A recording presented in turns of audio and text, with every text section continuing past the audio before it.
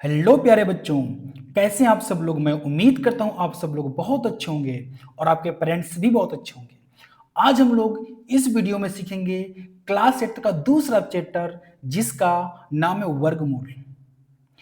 इसके पहले हम लोग चैप्टर 1 अभ्यास क्लास 8 का अभ्यास 1 पूरा कर चुके हैं। एक एक अभ्यास हम लोगों ने किया है। अगर आपने अभी तक नहीं देखा तो एक बार जरूर देखिए, आपको हर एक अभ्यास का एक एक सवाल बहुत अच्छे से समझ में आएगा। तो आज हम लोग शुरू करेंगे वर्गमूल क्लास 8 का दूसरा चैप्टर इकाई 2 जिस पाठ का नाम है वर्गमूल। तो पहले हम लोग ये देखेंगे कि वर्ग और वर्गमूल क्या होता है।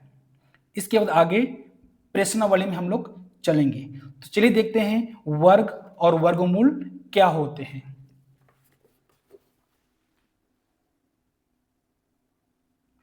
वर्गमूल क्या होते हैं? जैसे किसी संख्या का वर्ग करवाना है, तो जब हम किसी संख्या का वर्ग करवाते हैं, जैसे मान लेते हैं 2, ठीक है, यहाँ पे 2 है। अब 2 का हमें वर्ग करवाना है, तो किसी भी संख्या के ऊपर वर्ग का मतलब स्क्वायर होता है, घाते 2 होता है, उसके ऊपर स्क्वायर लगाने के बाद उस संख्या का उसी में 2 बार गुणा कराते हैं और जितना आता है वो उसका वर्ग बन जाता है। जैसे मान लेते हैं 25, 25 का वर्ग करवाना है तो 5 के ऊपर स्क्वायर लगाएंगे, घाते 2 लगाएंगे मतलब, और 5 गुणा 5 में कराएंगे तो 25 हो जाएगा। कोई भी संख्या हो, किसी भी संख्या का हमें वर्ग करवाना है तो उस संख्या का उसी में गुणा, उस संख्या के जैसे हमारे 10, 10 का वर्ग करवाना है तो 10 का 10 में गुणा 2 बार, तो उसका वर्ग हो जाएगा 100। हम लोग वर्ग ऐसे निकालते हैं। और वर्गमूल क्या होता है? जो वर्ग कराकर रखा जाता है, जैसे 100। अब 100 का वर्गमूल, तो इसका मतलब ये होगी 100 किसका वर्ग है? 100 10 का वर्ग है।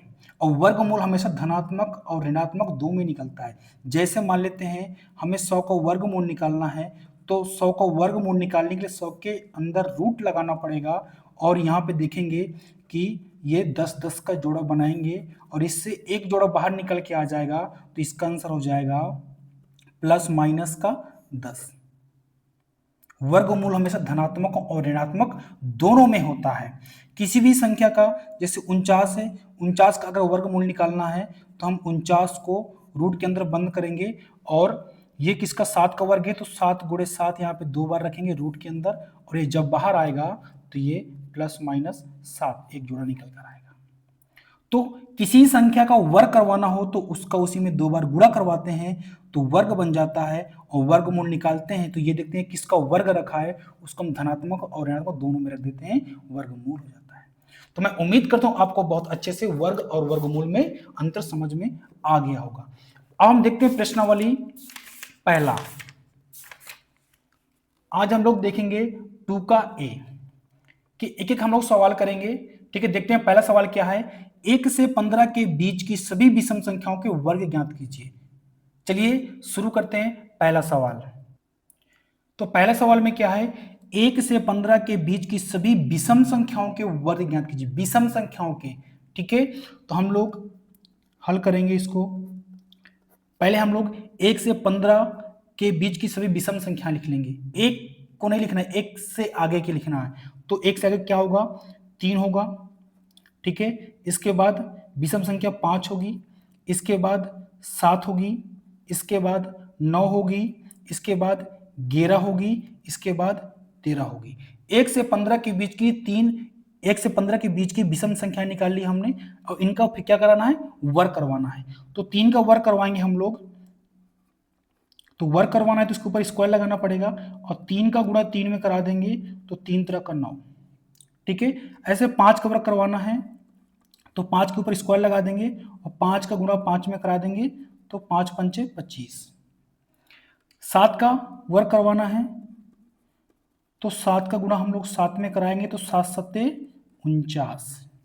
9 का वर्ग करवाना है तो घाते 2 लगाना ही पड़ेगा आपको।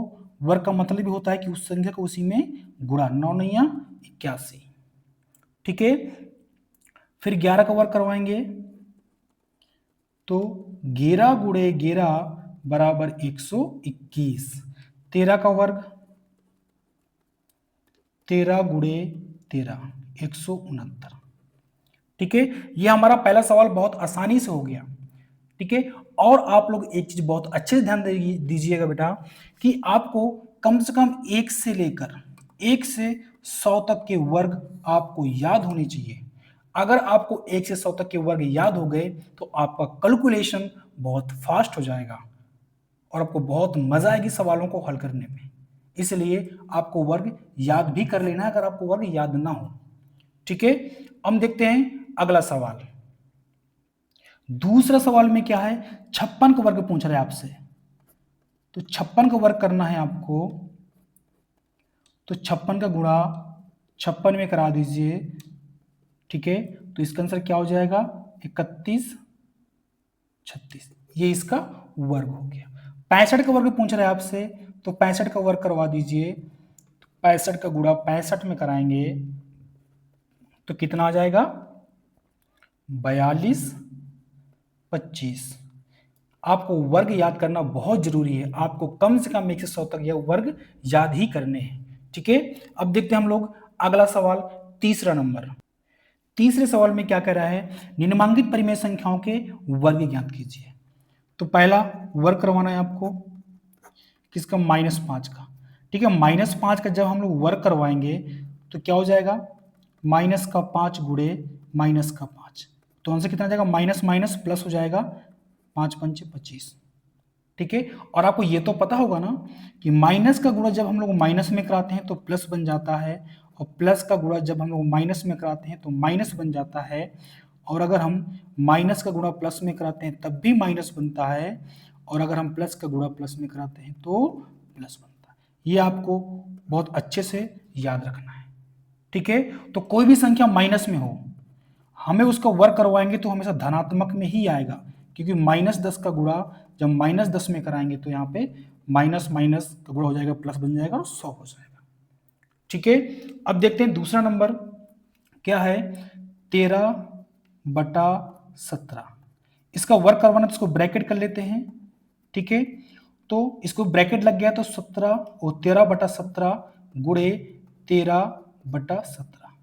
ऊपर ऊपर का गुणा करवा देंगे तो 13 का वर्ग 169 होता है और 17 का वर्ग 289 होता है। अगर आपको याद होगा तो बहुत जल्दी तुरंत हल कर दोगे। अगला सवाल, -6/7 का वर्ग करवाना है आपको, करवा दीजिए। -6/7 गुणे -6/7, माइनस माइनस प्लस, 6 का वर्ग 36 होता है और 7 का वर्ग 49 होता है। तो मैं उम्मीद करता हूं आपको बहुत अच्छे से समझ में आया होगा। हमारा 2 का अभ्यास 2 का ए बिल्कुल समाप्त हो गया और आपको बहुत अच्छे से समझ में आया होगा। अगर आपको वीडियो पसंद आई हो और आपने कुछ सीखा हो तो वीडियो को लाइक जरूर करें और अपने दोस्तों के साथ शेयर जरूर करें। आपको इस चैनल में बहुत कुछ सीखने को मिलेगा, और अगर चैनल में पहली बार आए हो तो सब्सक्राइब जरूर करें। मिलते हैं नेक्स्ट वीडियो में बहुत जल्द। जय हिंद, जय भारत।